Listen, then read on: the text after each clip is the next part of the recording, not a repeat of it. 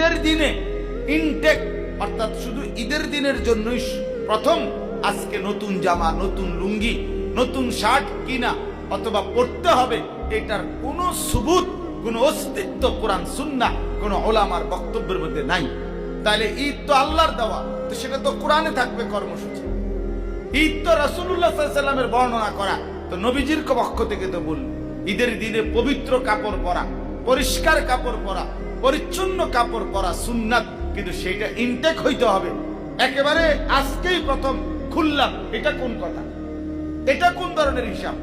এটা সম্পূর্ণ আপনার ইসলাম বিদ্বেষী দুশ্মনরা বানায় নিছে। অ্যাড দিয়ে দিবে, এখন প্রতিদিন বিজ্ঞাপন দিতেছে ঈদ মানে নতুন জুতা, ঈদ মানে বলে নতুন জুতা। এটা তার বাপেরই ঠিক করছে, ঈদ মানে নতুন জুতা। তোমার বাপে ঠিক করছে এটা? ঈদ মানে নতুন জুতা কি? ঈদ মানে নতুন গহনা, ঈদ মানে নতুন কিছু, ঈদ মানে নতুন শাড়ি। কে বলছে ঈদ মানে? ঈদ শব্দের অর্থ বুঝি নতুন শাড়ি? এটা কোন ডিকশনারিতে লিখবে?